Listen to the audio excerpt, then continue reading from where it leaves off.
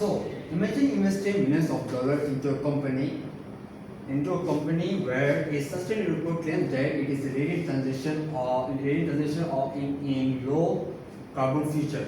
Imagine that you invested 200 millions of dollars. A year later, you realize that specific information isn't independently verified. After that, you realize that that information isn't independently verified, and thus where it does not align. So I want to start with good morning to Dr. Elisha. So I will start with the accounting and finance for a sustainable world. I will be presenting the accountant's role in integrating ESG assurance under the ISP sustainability standard IFRS S1 and IFRS S2. Throughout this presentation, I will argue that the accountant's role in integrating ESG assurance is not only about the VB principle and ESG, but it's more in depth. So moving on. So the shift of global baseline. If you want to understand the way, we need to understand how the accounting role has changed in this today's world. So traditionally, the accountants were more focused on producing historical financial reporting. Today, the organization are expected to not only produce financial information, but also to produce about climate risk, ESG assurance, and sustainability strategies. And that's why IFRS S1 and IFRS S2 represent such a significant shift. As accountants, we are not anymore preparing normal financial statements. We are preparing such sustainability reporting framework that also complies with the today's global reporting framework. And that's why I believe responsibility, ethics, and professionalism is becoming more important than ever. Moving on, and I believe that introducing new standards is not enough. So the debate begins. On one side, Estes and Kremenko argues that better reporting standard helps reduce information asymmetry and improve market transparency. However, on the other side, Brown and Diller challenge this idea. They argue that the reporting mainly still focus on investor while also overlooking the wider stakeholders such as employees and community and the environment.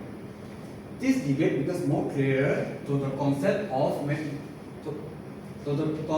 materiality. The IISSP adopts single materiality that only focuses on the effects of the enterprise value. However, European approach adopts global materiality, focuses both on financial impact and also complex impact on social and environmental. Moving on to the next slide is throughout while I was doing this assignment, I chose the case Volkswagen because it changed how I thought about this issue.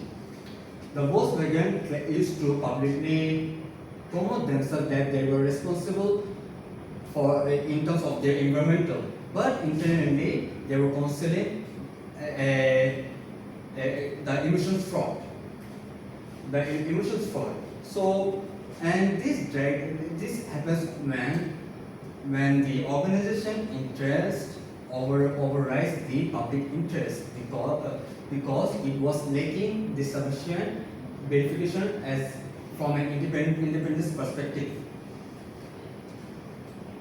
And this directly illustrates the agency theory developed by Jensen and Maclean. And that's why simple reporting isn't enough, and also not just standard isn't enough.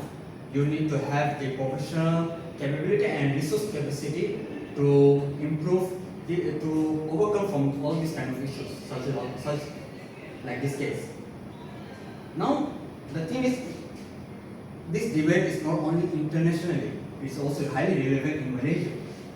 The Malaysia National Sustainability Reporting Framework is also implementing here in Malaysia as they are trying to align with the ISSB standards.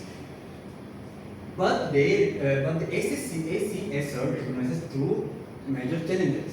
Firstly, the assurance capacity, as they believe they have limitation on it. Secondly, many organizations, especially the SMEs, lack the scope 3 reporting toolkits. Now moving on to the recommendation part.